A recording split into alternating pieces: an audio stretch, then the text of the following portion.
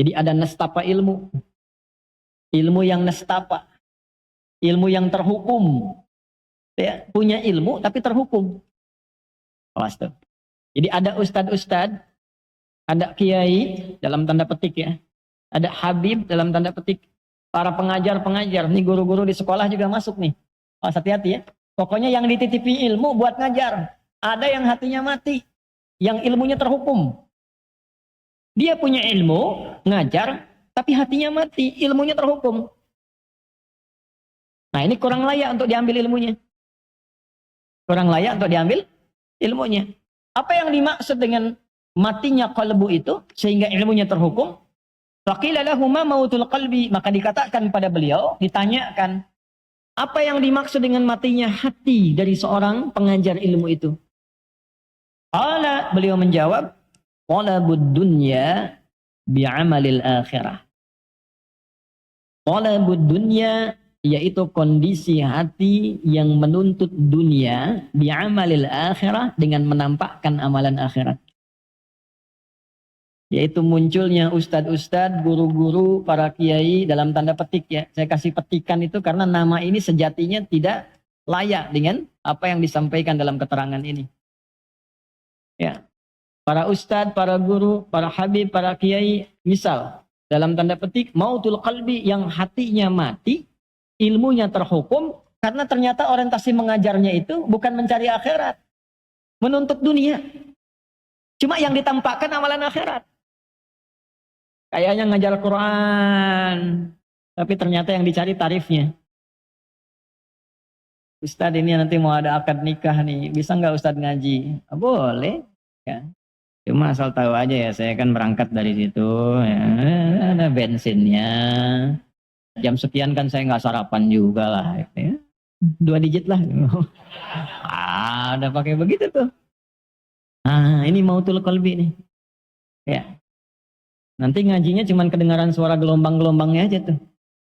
Ekornya tinggi, naik turun. Tapi yang dicari apa? Dunianya.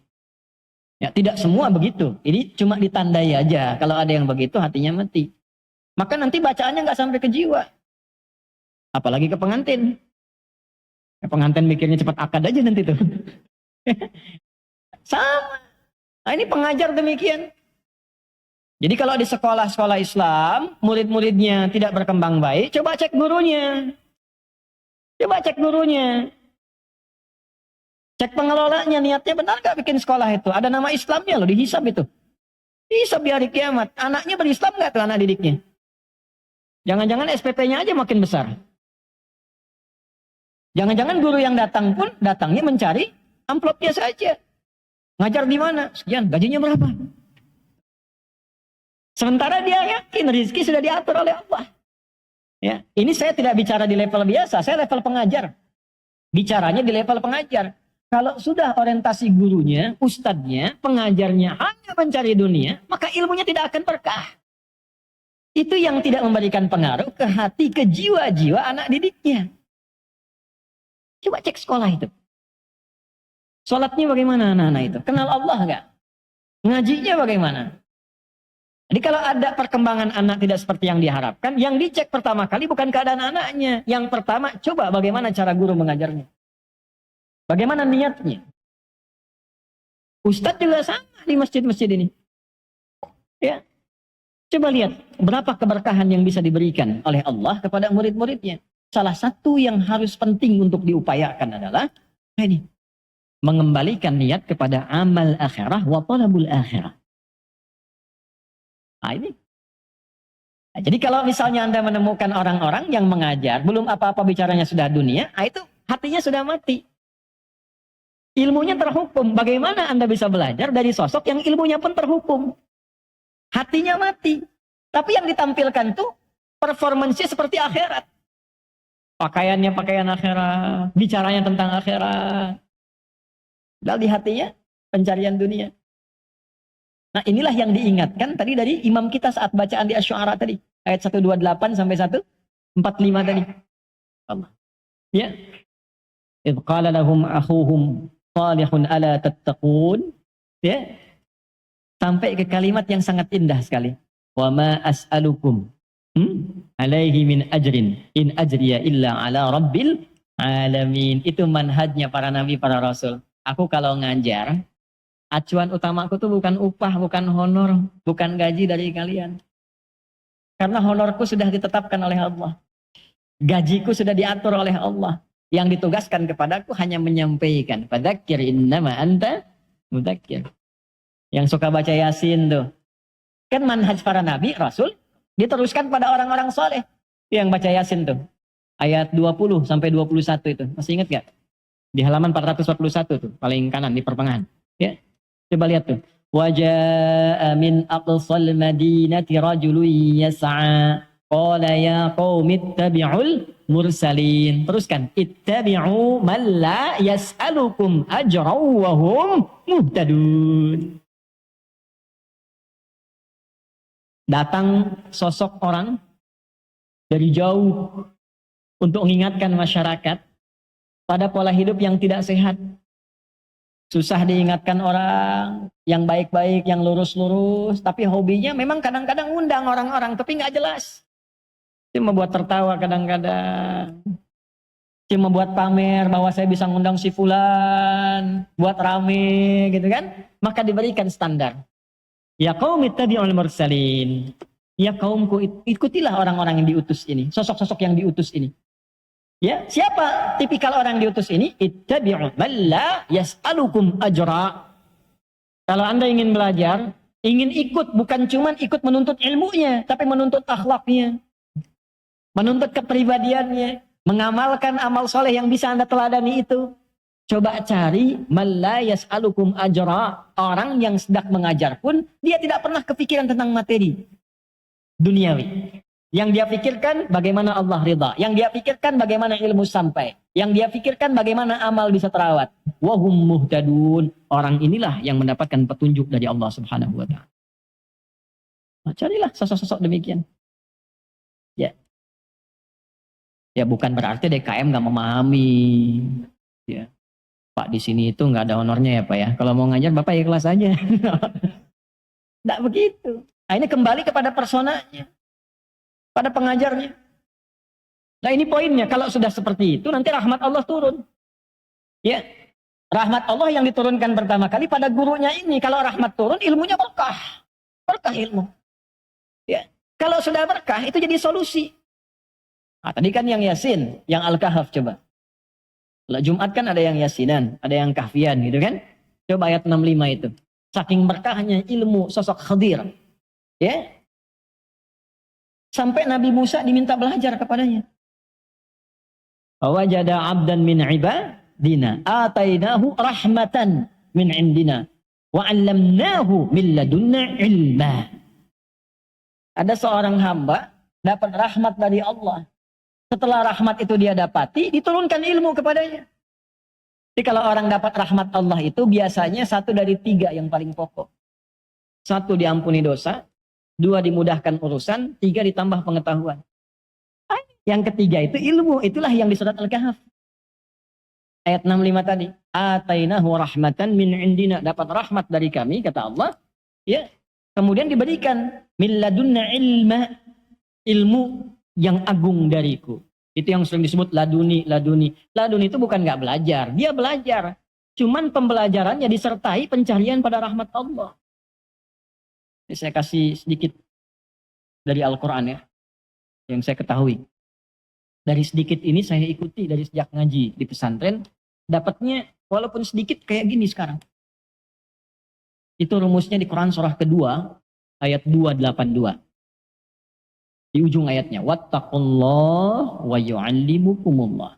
Tingkatkan takwamu kepada Allah, maka Allah akan menambahkan dan mengajarkan padamu tambahan pengetahuan.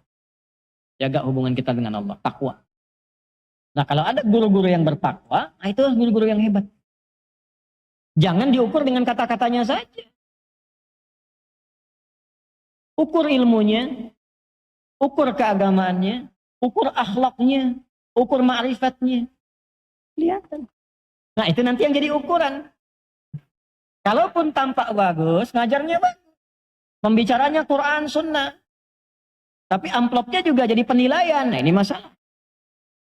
Oh ini ustadznya bagus, ustadz Quran, ustadz sunnah, macam-macam. Ustadz fikih, ustadz ini, ustadz itu.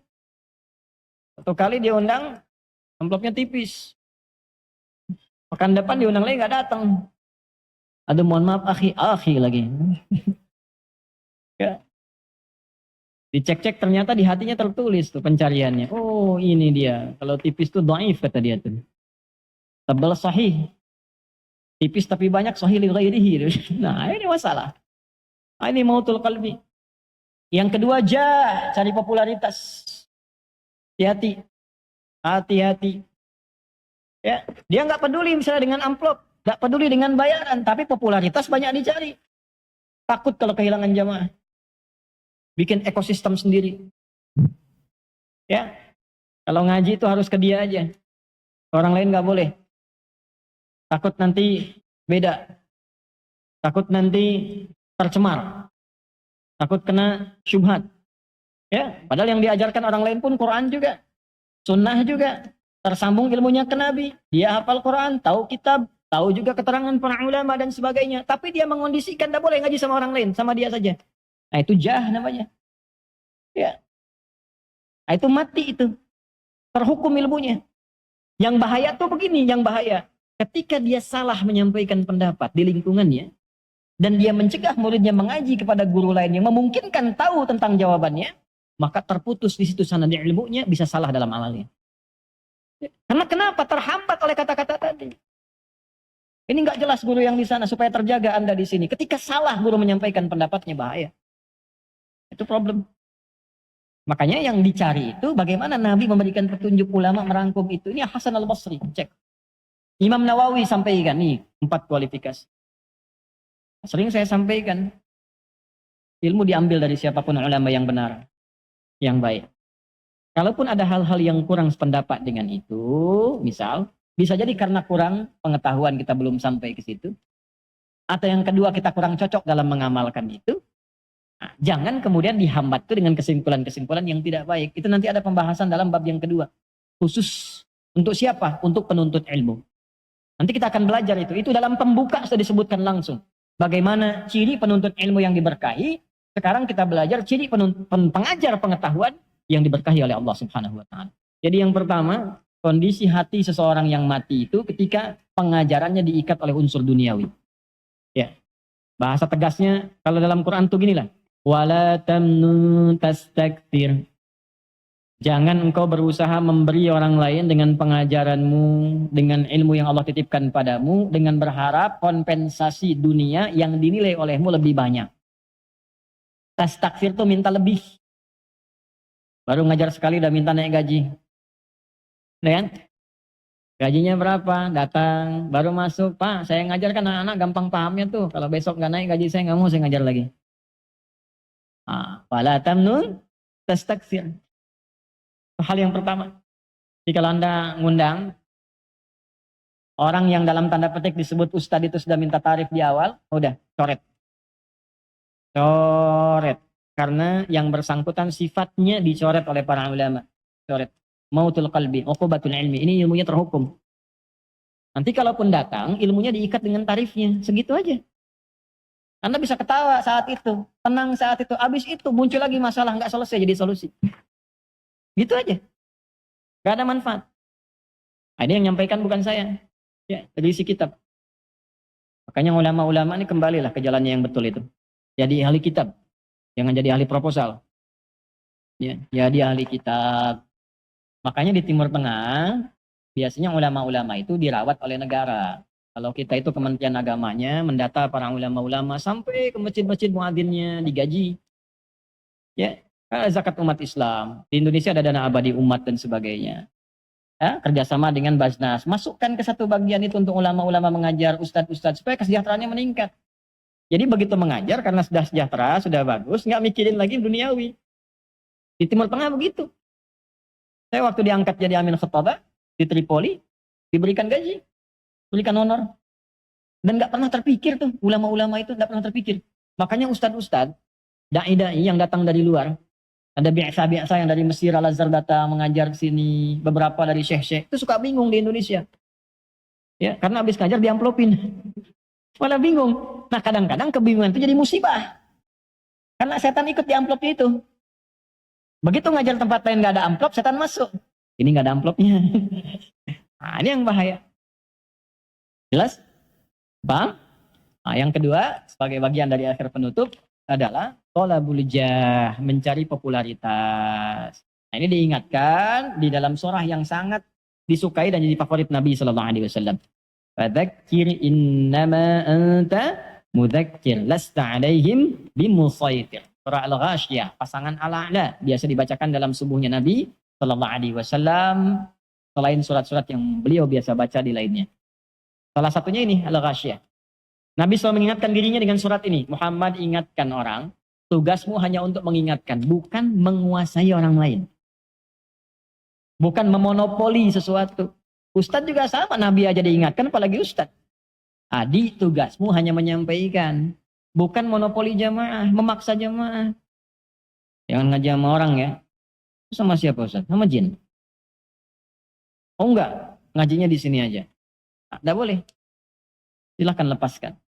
Ya, satu kali saya tutup dengan kisah, hingga 1 menit kita selesaikan, karena kami pun mesti berangkat juga. Ya, ada seorang penuntut ilmu datang pada syekhnya. Syekh minta izin, ada ustadz itu kiai baru, jamaahnya agak banyak, saya pengen ngaji ke situ. Pengen tahu apa yang diajarkan. Syekhnya bijak, oh iya, berangkat aja supaya kamu tahu. Begitu tahu 1-2 hari balik lagi.